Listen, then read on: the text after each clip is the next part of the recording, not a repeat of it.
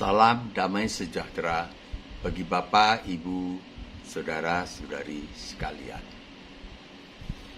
Perkenalkan, nama saya Bagio Pramudito Tejo Yuwono. Lebih mudah diingat dengan sebutan Bagio Bahagia. Usia saya sekarang 73 tahun. Asal Surabaya. Nama channel saya sama dengan nama asli saya, Bagio Pramudito Tejo Yuwono. Setiap kali saya berbicara di YouTube, saya tandai dengan nomor, tanggal pengunggahannya, dan materinya. Sebagai contoh sekarang ini, bicara ke-1, tanggal 20 Oktober 2021, perkenalan pribadi. Saya usahakan setiap unggahan sebuah materi berlangsung selama 10 menit saja. Kali ini makan waktu 20 menit. Saya orang awam. Sebelum saya mendapat mimpi dan mendengar suara dari atas, saya tidak pernah mendambakan mau berbicara di YouTube. Saya tidak fasih bicara. Pada tahun 2018, saya bermimpi. Saya mendengar suara laki-laki berwibawa dari atas. Sejak setelah bermimpi itu, entah mulai kapan, saya tergerak untuk berbicara tentang hal-hal berikut ini melalui media massa. Saya menyadari bahwa saya berbicara kepada orang banyak dari berbagai lapisan masyarakat yang berbeda-beda latar belakangnya. Selain itu, kita harus patuh kepada undang-undang. Oleh karenanya, apa yang akan saya sampaikan, saya tulis lebih dahulu, supaya saya jangan sampai salah bicara. Berita yang akan saya sampaikan ini meliputi 2 hal. 1, saya akan memberitakan kerangka dasar keselamatan di dalam Tuhan Yesus, guna memperkokoh iman orang-orang Kristen dalam menghadapi para penyesat pada akhir zaman sekarang ini. 2, saya tergerak untuk menjawab pertanyaan-pertanyaan yang sering ditanyakan oleh orang-orang yang belum Kristen atau orang yang baru mengalami lahir baru. Mereka menjadi pengikut Isa Al-Masih, namun belum tahu dalil-dalil yang tertulis di dalam Alkitab. Bagaimana mereka bisa dikatakan selamat jika mengikuti Isa Al-Masih? Pertanyaan-pertanyaan itu antara lain: 1, mengapa Alkitab bisa dipercaya? 2, apa itu Injil? Dibutuhkan penjelasan yang alkitabiah dan bisa dimengerti. 3, orang mati disalib kok jadi juru selamat? Diri sendiri tidak bisa dia selamatkan, kok mau menyelamatkan orang lain? Bagaimana logikanya? Mana ayat-ayatnya? 4, Yesus mati disalib sudah lama sekali, tahun 33 Masehi. Hampir 2000 tahun yang lalu. Kok bisa menjadi juru selamat bagi orang-orang yang hidup di abad 21 ini? Mana dalil-dalilnya? 5, Isa Al-Masih atau Yesus itu kan orang. Dia anak Bapak Yusuf almarhum dan Ibu Maria almarhumah. Kok dijadikan Tuhan oleh orang Kristen? 6, ada yang bertanya, mana ada di dalam Alkitab Yesus berkata, "Akulah Tuhan, sembahlah aku"? Ya, ini banyak orang nggak tahu tentang ini. Mau berapa ayat? Nanti saya akan jawab di unggahan-unggahan atau konten-konten YouTube saya yang akan datang. Mau berapa ayat? 7. Yesus itu tidak disalib, tetapi digantikan oleh muridnya yang wajahnya diserupakan wajah Yesus. Saya sebagai orang Kristen memiliki hak jawab dan wajib memberi penjelasan sesuai dengan Alkitab, tanpa harus memasuki kebun orang lain, tanpa saya memasuki kepercayaan orang lain. Menjelaskan saja, kalau mau, oke.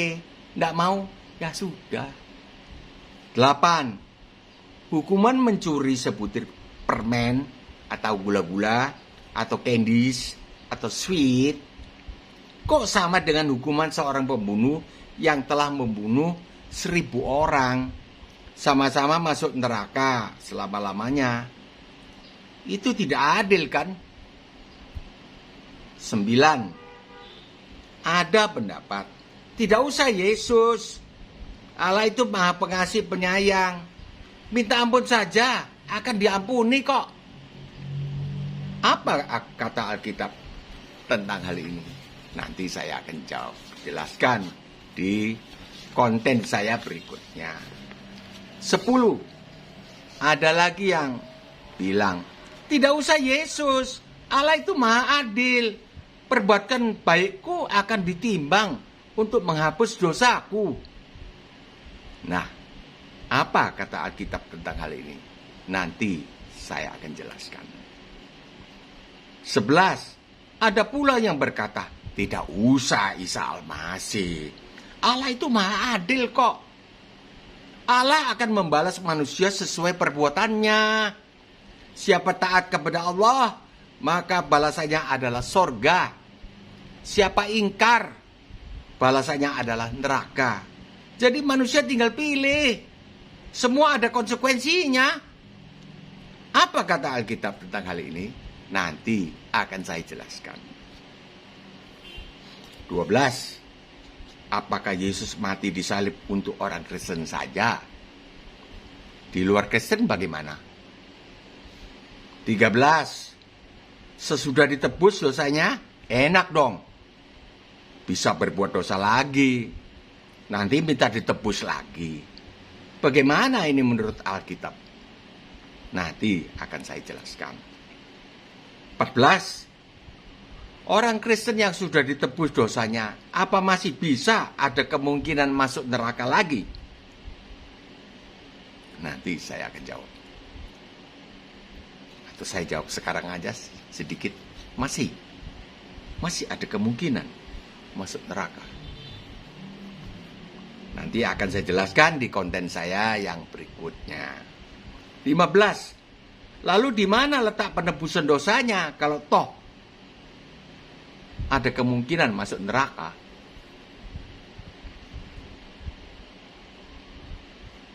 Nanti saya jelaskan pada unggahan-unggahan YouTube saya yang akan datang. 16. Kalau sudah ditebus dosanya, apakah semua manusia masuk surga? Berarti neraka kosong dong. Jawabnya tidak ya. Tidak kosong. Sebab belum tentu orang mau ditanggung hukumannya. Saya juga heran kok ada orang yang ditanggung hukumannya oleh sang hakim kok tidak mau. Ini kan bagaimana, tidak nalar. Nanti akan saya jelaskan di konten YouTube saya berikutnya. 17. Apa sesungguhnya murtad itu? Apa kata Alkitab tentang orang yang keluar dari agama Kristen lalu pindah ke agama lain? Alkitab mengatakan itu bukan sekedar pindah agama. Bukan. Tapi menyangkal. Barang siapa menyangkal aku di hadapan manusia, dia akan kusangkal di hadapan Bapakku. artinya disangkal di hadapan Bapa, ya masuk neraka, itu jelas. Sudah terjawab sedikit. Nanti saya akan jelaskan lebih detail mana ayatnya. Saya tidak berpendapat, saudara, karena saya ini kan orang awam belaka. Tidak berani saya mengutarakan pendapatku. Tidak ada. Kalau ada pun salah. Dan saya sadar itu. Saya tidak akan berpendapat. Saya tunjukkan saja ayatnya. 18. Agama Kristen dihina. Apakah orang Kristen harus marah? Dijawab di sini saja ya. Nah, garis besarnya, orang Kristen itu bukan beragama, saudara. Orang Kristen itu punya hubungan dengan pribadi yang menciptakan langit dan bumi ini, yang pernah menjadi manusia di dalam rupa manusia tidak berdosa, lewat atau dikandung, dilahirkan oleh Siti Maryam. Lalu beliau itu menggantikan hukuman bagi kita sekalian. Jadi kalau dihina ya tidak usah marah, tidak apa-apa. Ini hubungan. 19. Di luar Yesus tidak seorang pun sampai kepada Allah Bapa. Mengapa demikian? Kok Yesus ini sepertinya arogan sekali? Oh, tabik Tuhan, permisi Tuhan. Ini banyak yang tidak dimengerti. Ya, ini Yohanes 14 ayat 6. Akulah jalan kebenaran dan hidup. Tak seorang pun sampai kepada Bapa kalau tidak melalui aku. Tapi kalau tidak dijelaskan dalil-dalilnya, ini Yesusnya orang Kristen ini sombong sekali. Memangnya nabi lain kenapa sih? Nabi lain kan mengajarkan kebaikan juga. Nah, nanti akan saya jelaskan pada konten-konten atau unggahan-unggahan saya berikutnya. Bagaimana dalilnya berdasarkan Alkitab? Kalau tidak melalui Yesus, tidak bisa sampai kepada Allah. Tidak bisa. Kenapa? Nabi lain kan boleh. Tidak, saudara. Hanya melalui Yesus. Mengapa? Nanti akan saya jelaskan. 10 menit. Setiap unggahan saya berusaha 10 menit. Kalau tidak bisa tentu berjilid. 10 menit, 10 menit, 10 menit. Begitu rencana saya. Itu antara lain pertanyaan-pertanyaan yang ada beredar di masyarakat, ya, atau di antara orang-orang yang sungguh-sungguh mencari Allah. Selanjutnya, saya diberitahu juga di dalam mimpi bahwa saya akan menghadapi arus banjir besar, banjir bandang, yaitu pengajaran-pengajaran lain yang berasal dari orang-orang besar yang akan menghadang pemberitaan Injil yang akan saya beritakan ini. Tetapi di dalam mimpi itu, saya melihat bahwa diriku tidak terpengaruh oleh arus itu. Artinya saya yang memegang kendali. Lalu saya menghindari arus besar itu dan maju terus. Anak saya juga bilang, Papa kok jadi sombong sekali sekarang. Bukan, nak. Papa kalau tidak bermimpi, tidak akan jadi seperti ini. Papa dulu bodoh sekali, di gereja juga bodoh. Selanjutnya, menurut pendapat saya, tugas berkhotbah itu adalah tugas para sarjana teologi yang memiliki pendidikan formal yang memadai. Diajar, mungkin ada ilmunya berkhotbah. Lah saya ini hanya orang awam. Tetapi saya tidak menaati laki-laki pemberi mimpi yang suaranya datang dari arah atas. Katakanlah dari langit dan berwibawa itu. Saya tidak berkhotbah. Saya hanya membagikan firman Tuhan saja. To share the words of God to everybody who listen, who watch my YouTube. Dengan merendahkan hati dan mengosongkan diri, saya berharap kepada para teologian untuk memberi masukan, kritik dan saran yang membangun. Sebelumnya saya ucapkan banyak terima kasih. Agar Bapak, Ibu, Saudara-saudari mengenal saya, berikut saya ungkapkan latar belakang hidup rohani saya.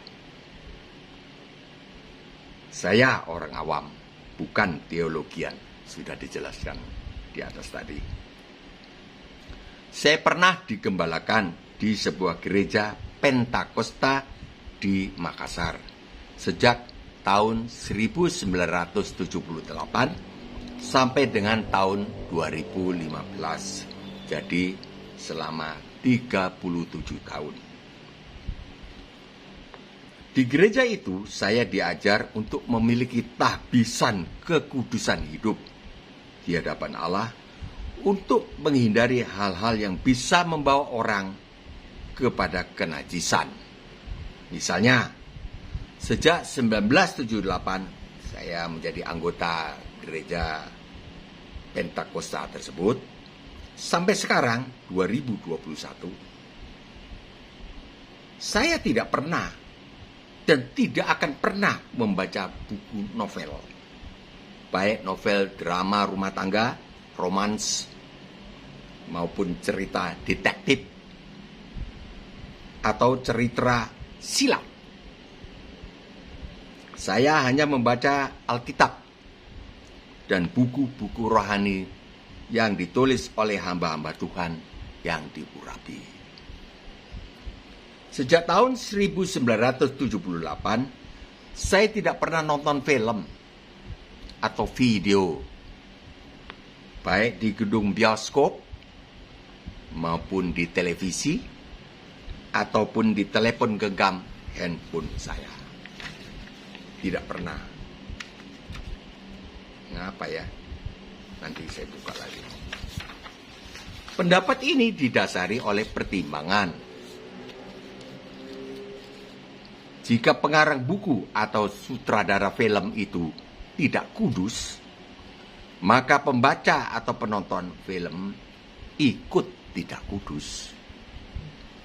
Kudus mengenai rohani, bukan kudus jasmani. Bukan. Kudus rohani. Kalau Allah itu roh adanya. Jadi kita harus kudus rohaninya.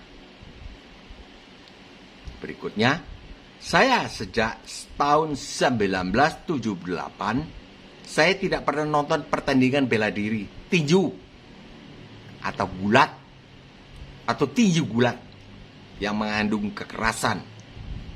Ini bertentangan dengan Matius 5:39. Jangan melawan orang yang berbuat jahat kepadamu. Lah kalau nonton tinju gulat, ya ada dorongan melawan, saudara. Terutama ini saya.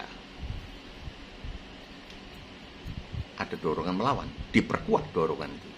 Saya tindas ini, tidak melawan, tidak melawan. Jadi saya tidak mau memberikan rangsangan kepada kedagingan untuk membalas orang yang berbuat jahat. Berikutnya, saya dan istri hanya nonton pertandingan cabang olahraga lainnya yang tidak mengandung kekerasan.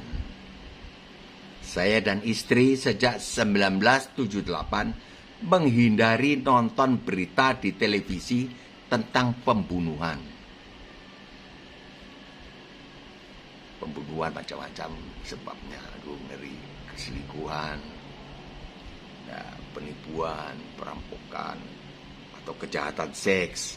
Bagaimana orang, aduh tuh, saya tidak bisa. Perbuatan sadis ada, karena utang, ya, online, terus terjadi pembunuhan. Aduh, hal-hal demikian jika kebetulan muncul di televisi dan terlihat sekejap, segera saya tekan remote TV, tap, dan mengalihkan ke channel lain. Lalu berdoa untuk keluarga korban kejahatan tadi. Itulah kualifikasi hidup saya. Selanjutnya, saya sebenarnya tidak berkhotbah, saudara. Saya tidak layak untuk itu. Saya hanya menunjukkan dan membacakan ayat-ayat Alkitab yang berkenaan dengan masalahnya. Saya sama sekali tidak memberikan pendapat saya. Saya menyadari siapa saya. Tidak cocok. Kebenaran sharing yang akan saya sampaikan akan dibuktikan oleh ayat-ayat Alkitab itu sendiri. Ayat-ayat Alkitab itu sendiri yang bertanggung jawab atas kebenaran yang akan saya sampaikan. Pemberitaan Injil ini tidak saya tujukan kepada golongan tertentu, tetapi kepada siapa saja.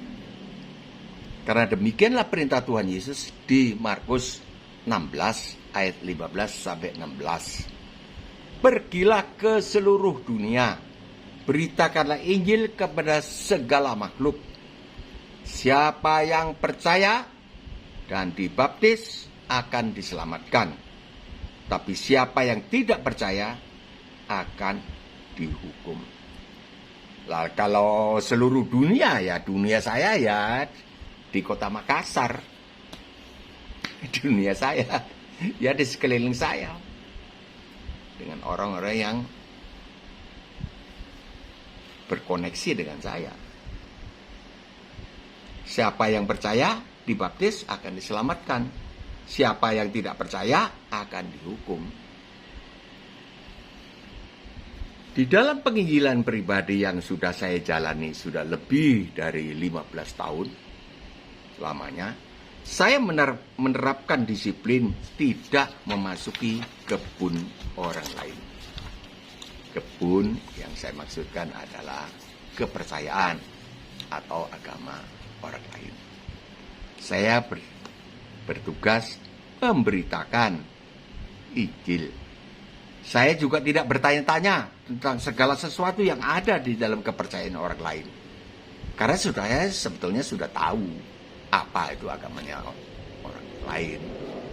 Selain Kristen, saya sudah tahu. Tapi tidak boleh ditanyakan. Karena itu sopan santunnya kalau kita mau ya berdamping-dampingan lah. Kenapa kita mau usik-usik agama orang lain? Tuhan Yesus saja tidak mengusik agama orang lain kok. Cuma mengarahkan. Kalau mau. Dengan pertolongan Tuhan, saya tidak pernah dan berketetapan hati tidak akan pernah mencela, apalagi menista kepercayaan orang lain. Tuhan Yesus hanya menyuruh memberitakan Injil. Injil itu begini. Injil itu begini. Selamat di dalam Tuhan Yesus itu begini. Tuhan Yesus tidak menyuruh ngurusi agama orang lain. Dan agama Kristen tidak perlu ditambah kebenarannya dengan menjelekkan agama orang lain. Tidak perlu. Karena kekristenan adalah hubungan dengan pribadi Allah yang telah menjadi manusia. Itu adalah hubungan yang sakral. Allah yang mengasihi semua orang, semua bangsa, agama apa saja.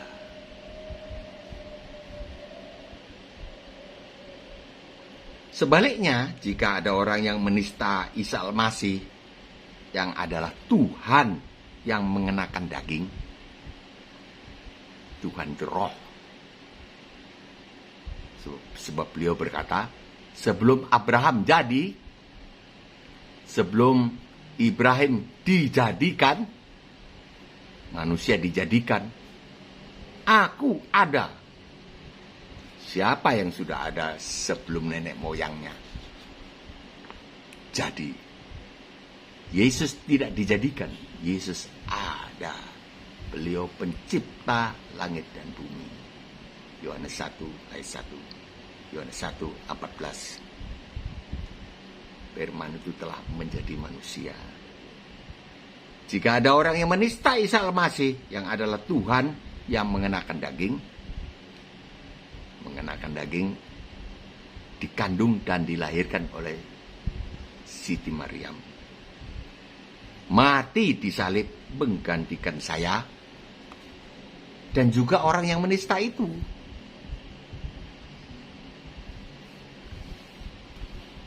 Maka saya abaikan saja dia. Firman Tuhan yang terdapat di Amsal 12 ayat 16 berkata, orang bijak mengabaikan cemooh. Atau kalau toh mau ditanggapi, bisa ditanggapi pakai jalur tidak keluar, tidak masuk di dalam kebun orang lain. Oh, itu salah, saudara. Saudara telah menista agama orang lain.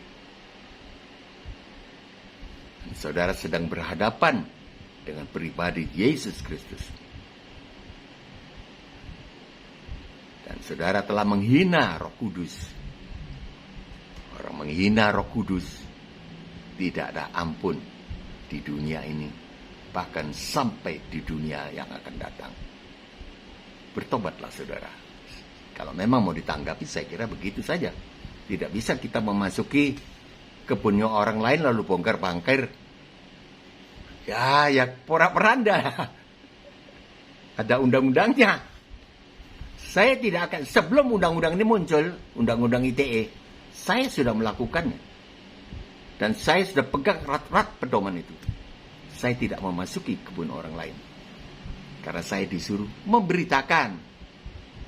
Kalau mau, kalau tidak mau, ya sudah. Tuhan Yesus yang sekarang ini hidup di sorga, karena beliau turun lewat dikandung dan dilahirkan oleh Siti Maryam, dilahirkan besar 33 tahun, tidak berdosa, dituduh berbuat dosa, ini dan itu, disalibkan, mati, dikubur 3 hari, hari ketiga bangkit kembali, kemudian hidup 40 hari, tembus tembok, kemudian beliau naik ke sorga. 10 hari di sorga, Roh Kudus diutus turun. Sekarang zamannya Roh Kudus untuk meyakinkan saudara-saudara, Bapak Ibu sekalian. Beliau ada di atas sekarang. Dan banyak menjumpai saudara-saudara secara pribadi. Itu perjumpaan supranatural ya. Saya sendiri tidak pernah berjumpa dengan Yesus secara pribadi. Seperti Thomas percaya setelah melihat. Tapi Tuhan Yesus bilang, berbahagialah orang yang percaya walaupun tidak melihat. Saya lebih berbahagia daripada orang yang dijumpai langsung oleh Tuhan Yesus. Karena saya tidak pernah melihat, tapi saya bisa percaya bulat. Jadi Tuhan Yesus yang sekarang hidup di sorga, sanggup membela dirinya sendiri. Biar Alkitab diinjak di mukaku, enggak apa-apa. Tidak heran, karena ini bukan agama. Yesus itu pribadi yang hidup, karena beliau Allah. Di atas, tidak pakai daging, roh saja. Sebelum nenek moyang jadi, beliau ada. Terus turun gebluk, lewat dikandung dan dilahirkan oleh Siti Maryam. Dilahirkan, terus mati disalib, bangkit kembali pada hari ketiga, 40 hari hidup di atas muka bumi, naik ke sorga. Sekarang ada di sorga. Mau injek Alkitab, mau diduduki Alkitab, mau di apa, orang Kristen tidak pusing. Karena ini bukan agama. Karena Yesus Kristus sanggup membela dirinya sendiri. Sudah banyak contohnya. Sekian perkenalan saya. Kiranya Roh Kudus menolong kita semua. Sampai jumpa di dalam video-video unggahan saya. Tuhan Yesus memberkati. Salam damai sejahtera bagi kita sekalian. Amin.